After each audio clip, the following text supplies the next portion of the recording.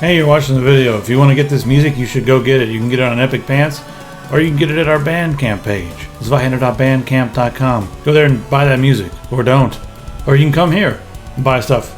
This is jarring. Holy crap, these are mason jars. You do all kinds of things with that, including putting things into jars, like beverages or pickles. You can make pickles. This is a mouse pad set. How many burning earths do you want? We got burning earths in purple with lines from all eras. This is the actual picture of photograph here, and this one is from a video game from 1980. We got a mouse. It's almost sold out. Get it while it's hot. It's almost gone. You should go look at epicpants.com. Clothing is found here under clothing. It's what keeps us in business, not things like plastic cheap razors. All right, I need to go to bed. Holy mother. All right, you guys ready for some benchmarks? I think that's what a lot of you guys came here for. Again, I said we have SLI and we have we're going to compare this to the 980 Ti. So we're going to start the benchmarks with Doom. Doom is out and it's OpenGL, so that's very interesting because that's going to be indicative of some of the performance you can expect to see from maybe Vulkan, perhaps, maybe. It's not DirectX 12. So at 4K, the 980 Ti, as you can see, was about 50 FPS, and we got an extra 18 FPS with the 1080 at 4K. So we got 1080p, and there you can see 131.96 versus 154.64. So the 1080 is a decent step up from the 980 Ti. It's not double the performance or any of the things like they showed on their crazy graphs. And again, this is OpenGL. So let's move on and take a look at some other games. I love looking at indie games because they usually don't favor any hardware in particular. So we looked at Soma. Running Soma at 4K 980 Ti 71.4, whereas the 1080 was 72.56. I don't know what's going on there, but there's not much difference in performance. 1080p or 980 Ti at 176.4 versus 181.76. Again, a very close race. I don't know what's going on. I decided to throw my copy of Skyrim at this game because my copy of Skyrim has about 150 mods, and I'm running an EMB, so it's not even Skyrim anymore, but it used to run on like a 780 that it would run at like 25-30 FPS. At 1080p, the 980 Ti running around Markarth was 72.4. The 1080 was 87.4. Again, same thing running around Markarth. So now I can finally play this game. I can probably run this game at 4K at 25 or 30 FPS, but I like it to be a little bit smoother, so I'm going to play it stretched at 1080, I think. The Witcher 3, 4K, 980 Ti, 29.44 versus 34.56. Not a huge jump at 4K. I don't know how I feel about that.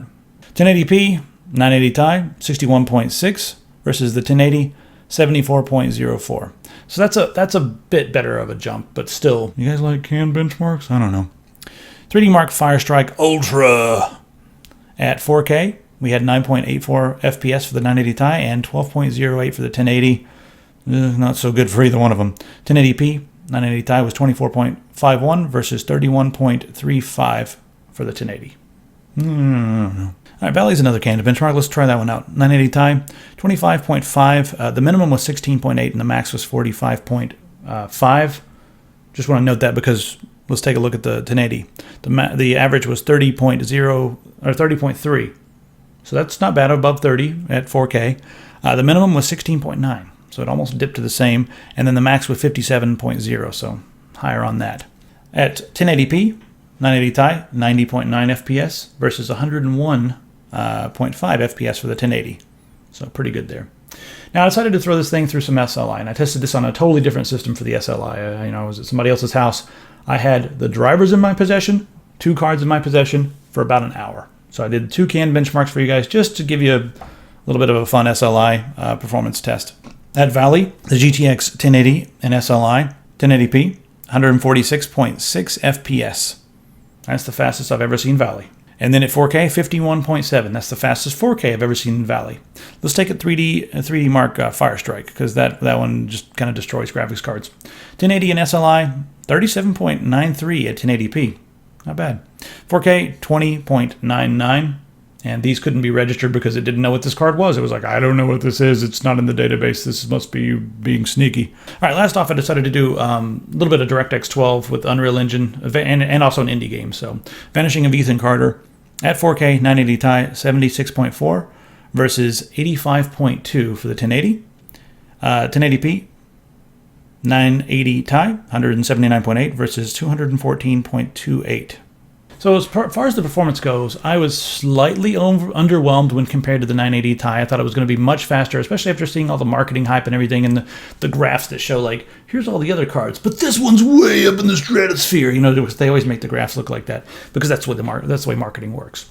Really, this card is about the technology, VR performance, and that sort of thing. And also, some games are going to see a bigger boost than others because of the texture compression and that sort of thing. The memory compression is great. It's like the old cards, they could, like 70% of the scene might have been like, you know, able to take advantage of memory compression, but this one is like on another level. So they're doing some really good jobs with that. The asynchronous compute is on the next level. They're doing prediction on I guess they're doing prediction on the pixel level for graphics. And then, of course, with instruction level on the compute cycle. So lots of interesting technology there. I think this card is mostly about that. It's faster, it's cooler, it's smaller as far as the GPU, the die shrink and everything like that. So yeah, you can do a lot more with it. And I really want to see what it's like in Vulkan. I didn't have a copy of Doom to run in Vulkan, but this should be a great card for extreme gaming on Linux because OpenGL ran pretty good, and the difference in the 980 Ti and the 1080 with OpenGL performance and Doom there was really nice. So that's a good bonus. I really want to take a look at this in Vulkan, and I really want to play around with this just a bit more with some more DirectX 12 games as well. So those new APIs, I think we need to play with a bit more, and then as we get more mature drivers and then some more mature overclocking software, I think this might be even more attractive. But right now, I can definitely recommend this for someone who is into VR. And just someone who wants to take advantage of some of this new software. Or if you're someone who just wants to be extreme at 4K and you want the best, smoothest performance at 4K, of course it's going to be that. And I think the price point is kind of good.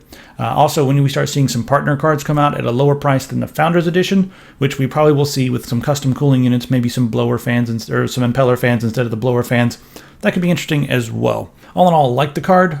Wish the performance was a bit more extreme, but it's sort of the way. This is sort of the way it is. I mean, kind of what I expected, 10-20% at most, but maybe a little bit less than that. So that seems to be the way it goes from generation to generation. And don't forget, we also have AMD's new 14 nanometer stuff coming up on the horizon that we don't know much about just yet, just some leaks here and there. Who knows what's that going to have? Also, where's the HBM? I know Nvidia was talking about getting some HBM. Is this the last card that we're going to see with GDDR5X or GDDR5 or regular standard normal memory? I don't know. Let's talk about the systems that we're using for the benchmarks. I'm using my own personal rig, and you guys can go watch the video on that. It's just go click on the screen again. I'm gonna make you guys click on all kinds of stuff. I put it in the description as well, but I used my own personal rig for this test. It's an X99 based system with an 8-core. So check that action out. And that's the system I used, other than the GPUs being the 980 Ti and also the 1080.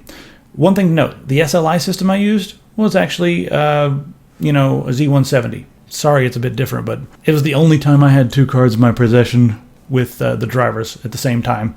Anyway, let me know what you guys think of this video. This is video number 100 on the GTX 1080 this freaking week. But hopefully you guys glean some stuff. If not, you know what? Just go eat a fish sandwich. Feel bad about yourself. I mean like a nasty fish sandwich, one that doesn't taste good. That's what I want you to do. I will see you guys in the comments on the website. Feel free to click on all the links wherever they are on the screen, because there's good stuff to be found in those links. If you don't believe me, just enjoy your fish sandwich.